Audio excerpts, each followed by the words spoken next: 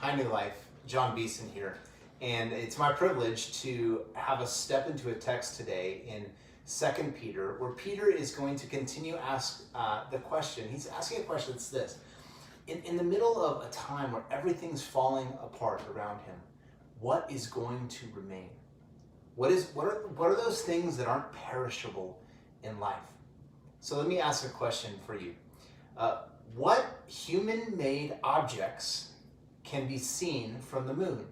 What human-made objects can be seen from the moon? I'm going to come back and give you the answer to that.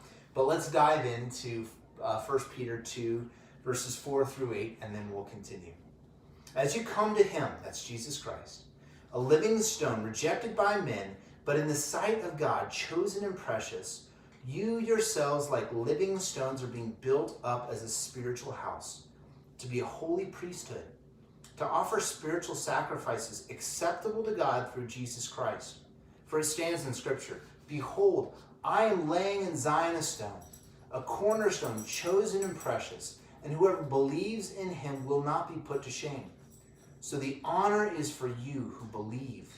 But for those who do not believe, the stone that the builders rejected has become the cornerstone, and a stone of stumbling and a rock of offense. They stumble because they disobey the word, as they were destined to do.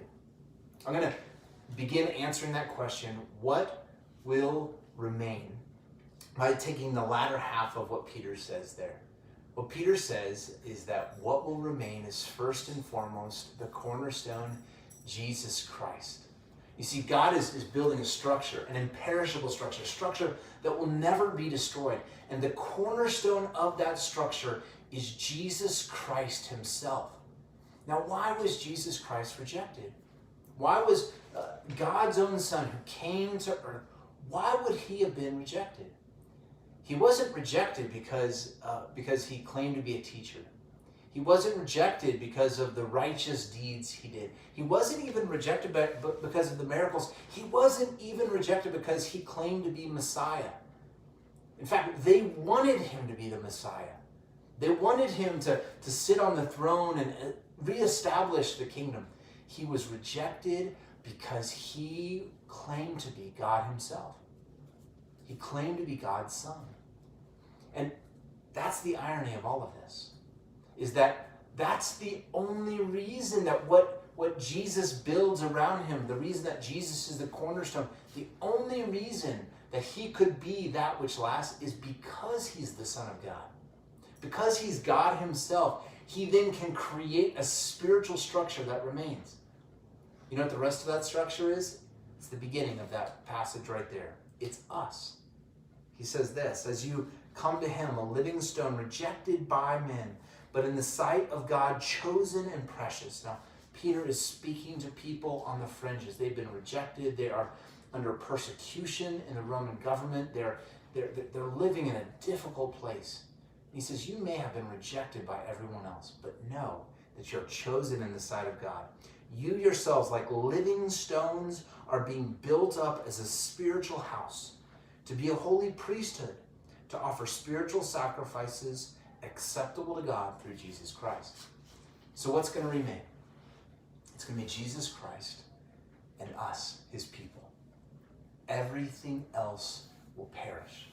And here's the irony, is that when we try to create structures and create things, create legacies on ourselves that will be those things that will last, those are the things that never last. It's only when we find ourselves in Jesus Christ and in his family, the people of God, that we can be part of something that will be imperishable, that will last. So let me circle back to the question I began asking. What human structures could be seen from the moon? You know what the answer is? The answer is none. None. There's different stories out there. Oh, you can see the Great Wall of China. You actually can't. You can't. Nothing. And the moon really, on the scope of things, really isn't that far away from the earth. But you can't even see a single human structure because it will all pass away. The grandest things, the most incredible accomplishments we think are going to be our mark, we think only if that happens, they're all going to pass away. But Jesus Christ will not pass away. our relationship with his people, grounded on him, that will remain. Peter wrote right after the time, about a decade probably after the time that the temple was destroyed. And so he writes to a people, and he even gives this image. He's like, you know that temple that you thought was going to last forever, the most grand and glorious thing in Jerusalem? He's like, that got destroyed. He's like, and don't look for the next temple to be built up. That's not what we care about.